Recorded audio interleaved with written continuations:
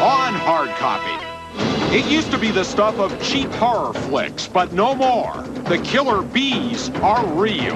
An impending natural disaster. Hard Copy tracks the march of these swarms of terror up from South America into our own backyards. Any person could be stung severely enough to cause severe complications and possibly death. The killer bees. As we head into summer, Hard Copy goes undercover at the carnival. No more victims. Traveling carnival rides. Are they safe? We check them out, and the results are shocking. I want to get this out finally to the public and let them look at it. And say enough is enough, all the way to Capitol Hill in Washington. Hard Copy investigates runaway rides. Lamont Thames worked hard to stay out of trouble. He definitely got the most out of what had been given to him. But trouble found him. It was a gang killing that shocked an entire city. He was gonna make it. Now, after almost 2 years, there's justice in the hood. For Memorial Day, Monday, May 30th, 1994, this is Hard Copy. Hello and welcome. I'm Barry Nolan. Terry Murphy's on assignment. Glad you could join us. Memorial Day, the unofficial start of summer, and this year, some parts of the country are learning to live with new enemies, the infamous killer bees. They have crossed the border into several southern states, and for now at least, it seems there is no stopping them. Jody Baskerville reports. Californians have had it tough lately. What with the earthquake, the fires, and the floods, you start to wonder, what next? Well, can you believe it just could be killer bees? Killer bees have been cast as the villains in plenty of bee movies, but the little varmints are expected to be the stars in a real-life drama once they buzz into California any day now. The bees were last spotted in Imperial County, a remote desert region just across the Colorado River of Yuma, Arizona. Experts say the deadly swarms could arrive in San Diego County as early as June and be in LA by the fall. This is the beginning today as an impending natural disaster. What makes the bees so bad is the way they attack people. They do it in swarms. The killer bees are known to pursue a target of their wrath for a half-mile or more. They are far more aggressive than honeybees. And if you're stung, you don't have to be allergic for the damage to be lethal. The venom begins to do its work within 10 minutes. It causes breathing difficulties, shock, muscle damage. Your blood pressure drops. And if not treated right away, you can die. There's a potential that any person could be stung severely enough to cause severe complications and possibly death. Our best advice to you, if you accidentally get into an area where a colony is being defensive and you get stung, is to run. Run away. The terror of the killer bees started down in South America in 1957, when they were released from an outdoor laboratory in Brazil by mistake. From Brazil, the bees traveled north through Mexico toward the United States. The first swarm of killer bees reached the U.S. 4 years ago.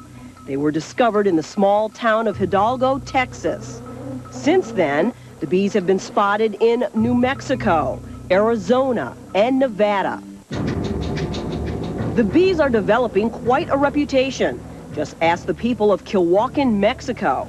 A few years ago, 50 people were attacked after the killer bees went on a rampage. Eyewitness accounts describe the swarm like a cloud of bees that swooped down on the town, leaving 8 people seriously injured. I don't think we ever felt we could stop it, but we hope to buy ourselves some time. So far, scientists have been unable to perfect a way to stop the migration of the killer bees.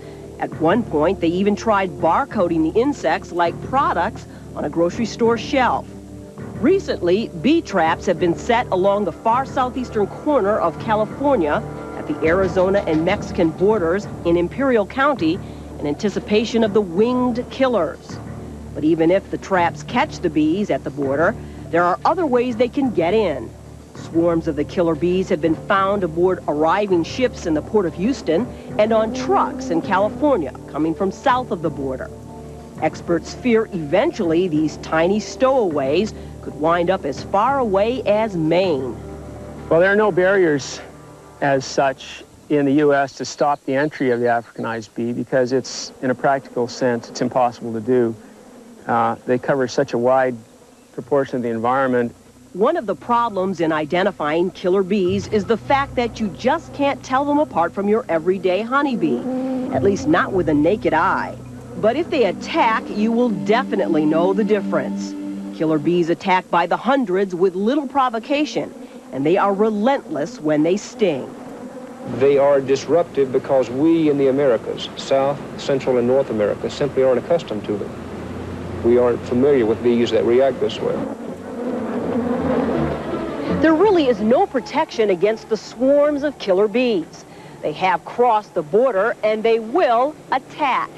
The best thing you can do if you get stung is run as fast as you can in a straight line away from the hive and right for cover. Thanks, Jody. Now, Hard Copy goes undercover to a traveling carnival. I want to get this out finally to the public and let them look at it. A special investigation you should see before the start of summer. Runaway rides, next. And then a family tragedy. A young boy struggled to escape the violence of his neighborhood, only to find violence someplace else. On Hard Copy, get ready for the latest royal shocker from Buckingham Palace.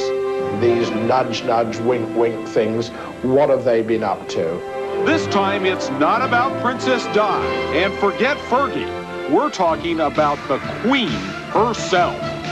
There is no doubt that the pregnancy which led to our dear Prince Andrew was unexpected. Now everyone's asking, who's Andrew's dad? Plus, Rosie O'Donnell. I'm having fun, that's for sure. She's co-starred with some of Hollywood's biggest, Madonna and Liz. Oh, Barney doesn't like that. And she's knocking them dead on Broadway. I love being a Broadway star. Now we go back to where America's new queen of comedy got her start. Everything's coming up rosy. Tomorrow on Hard Copy. Leisure Time Warehouses thanking Northeastern Ohio with huge savings during our anniversary sale. Enjoy summer fun with a complete 24-foot pool package for only $5.99. How about relaxing in a great spa or hot tub? Choose from hundreds. Deck Mount Delta spas start at $9.99, and all hot spring spas are 30% off. You should see our patio furniture. Choose from Malin, Homecrest, and Lionshaw, all priced at 50% off for Leisure Time Warehouses anniversary sale now.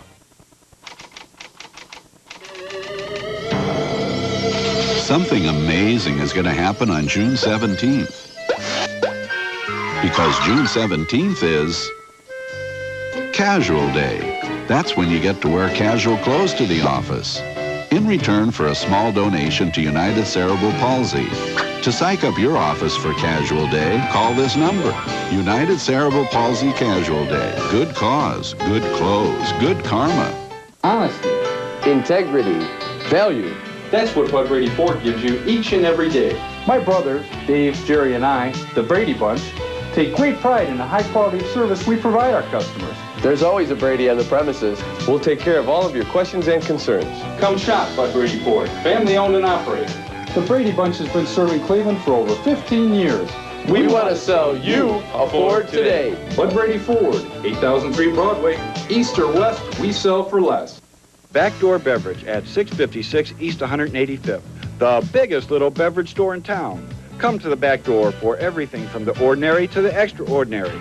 The Back Door carries over 176 imported and premium brands of beer, as well as one of the finest selections of wine, both foreign and domestic. Save time and money. Take advantage of our party call-in service. Order everything from potato chips to paper goods. Start your good times at Backdoor Beverage in the heart of the Old World Plaza. Wake up to Good Morning Cleveland, weekdays at 6 a.m. As we head into summertime, many Americans are looking forward to a visit from a traveling carnival. The rides are thought to be fun, but when we went undercover to investigate, we found out they can also be dangerous. Doug Bruckner reports. The carnival, as American as apple pie. But the lights and screams of delight, there is danger, even death. You saw smoke first? Yeah. And then what happened after you saw the smoke? The fire came.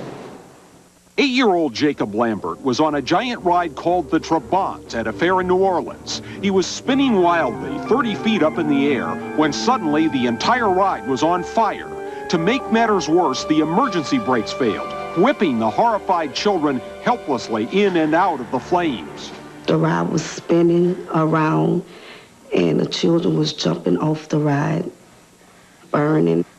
When the smoke cleared, investigators found a screwdriver sticking out of the ride's motor and a wooden block wedged into what's called the dead man's switch, making it impossible to shut off the ride.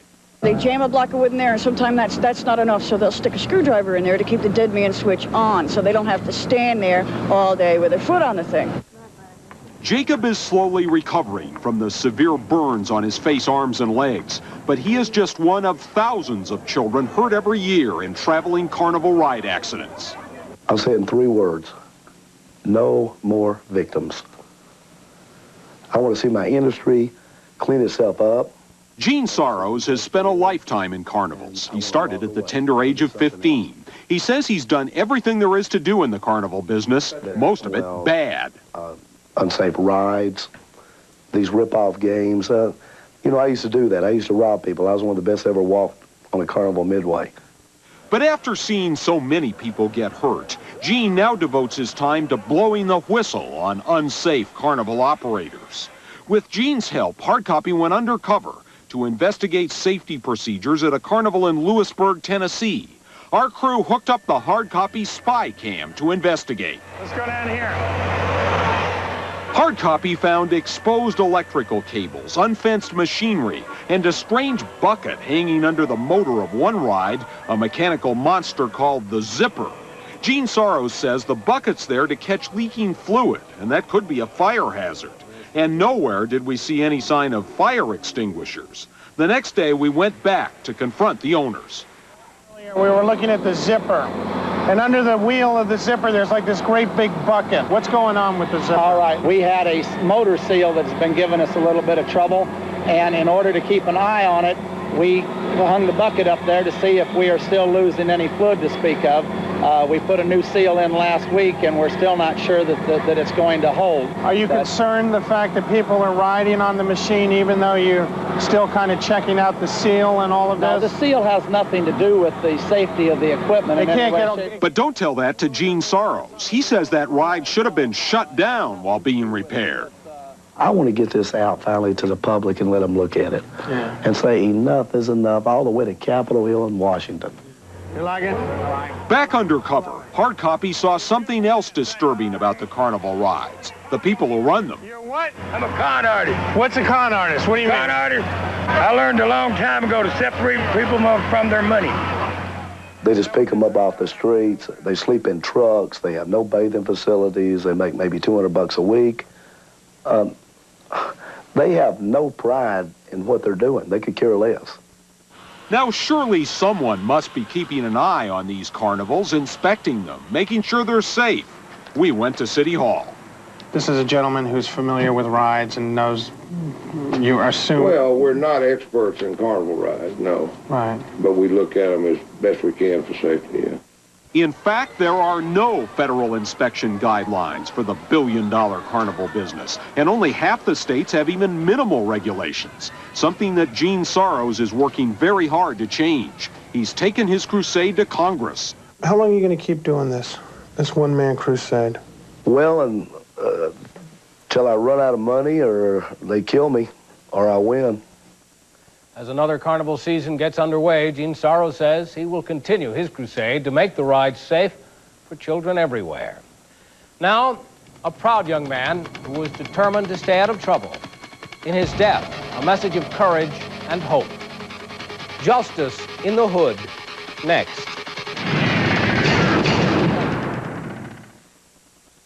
A woman is different than a man. Her system is 3 times as likely to become irregular. Correctol is the woman's gentle laxative that works predictably overnight. No wonder more women trust it. Correctol, the woman's gentle laxative. My husband wanted to cover the angles. I wanted to cover the curves. Come see the softer side of Sears at the semi-annual lingerie sale until June 18th. Pure natural aloe. Is there anything better to soothe summer dry skin? An update from Vaseline Research. Vaseline scientists created a lotion that works better and longer than aloe alone. Joan, to moisturize effectively, you'd need 9 applications of aloe a day, compared to just 1 application of aloe and lanolin. That soft, silky skin all day long. Vaseline Intensive Care Aloe and Lanolin. From intensive research comes intensive care. And action! Take it easy. Frank's been gone a couple of days. Are you activated? I'll activate him.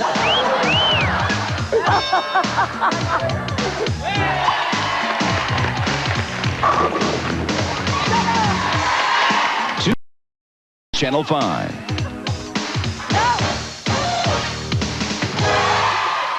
After a long day, relax and unwind at JP's Grill.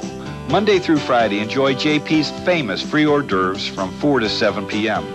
Tuesday from 7 to midnight is our delicious 10-cent wing night. And for you steak lovers, Wednesday 16-ounce strip steak with salad and baked potato is only $11.95. Friendly atmosphere, great service, and reasonable prices makes JP's the perfect place to meet family and friends. JP's Grill, 24600 Detroit Road in Westlake. News as it happens on News Channel 5, Cleveland's 24-hour news source. Lamont Thames grew up in the toughest part of South Central Los Angeles, but he had dreams to build a better life for himself. Lamont would get up every morning before dawn for a long bus ride to a better school in a better neighborhood.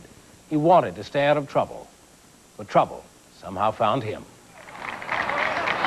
He was small, probably too small for football, but he had heart and a dream.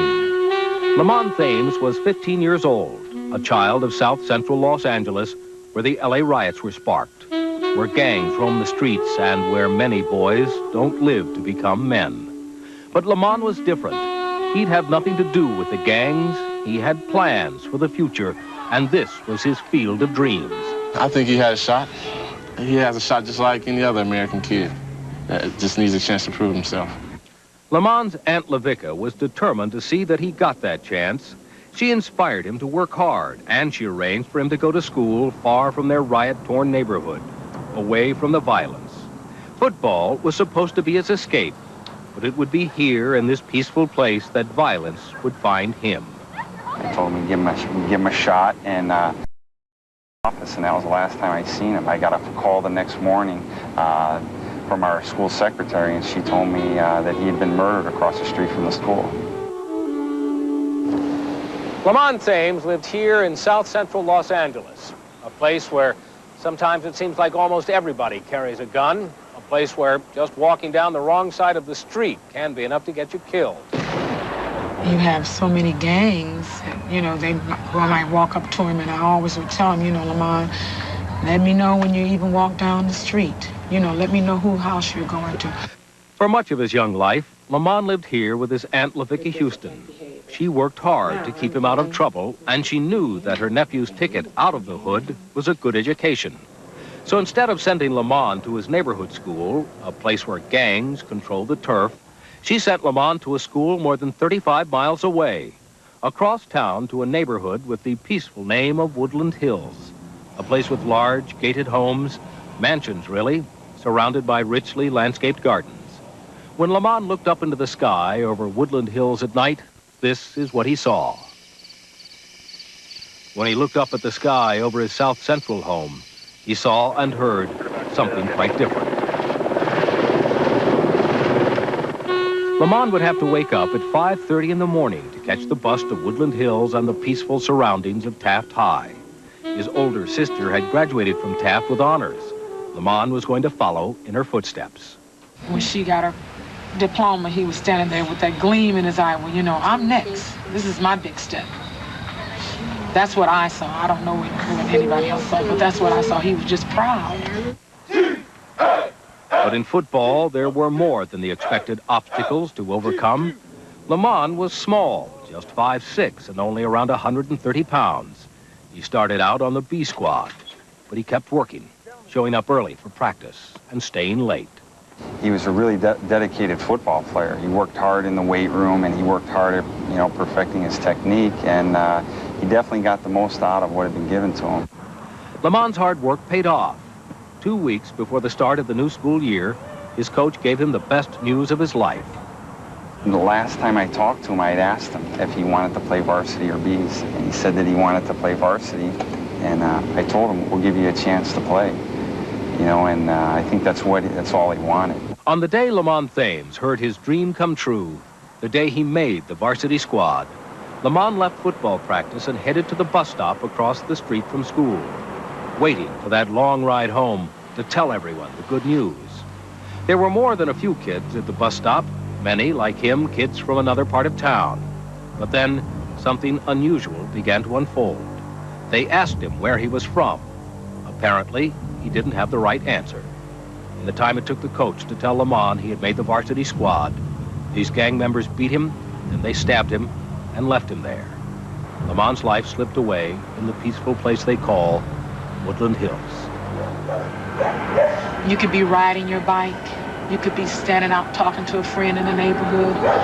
It's just anywhere. I mean, you're not really safe. You think you're safe, but you're not. Lamont's death touched a nerve in all Los Angeles. City officials offered a reward for information that would lead to Lamont's killers. TV star Tony Danza came to pay respects and offer financial support for the family. At Lamont's funeral, there were tears, of course, but there was also rage, anger over the senseless violence that's not restricted to any hood. Everybody now blaming everything on poverty. Poverty. Well, they acting this way because they're poor. That's a lie. Amen. Huh? Amen. I came up in a poor condition, but we didn't kill one another. Amen. Why? Because we were taught where? In church. Amen. We were taught at home that life is sacred. Amen.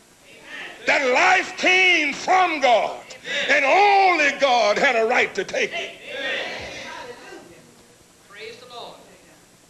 Now we've drifted to a time where people can kill one another and laugh about it.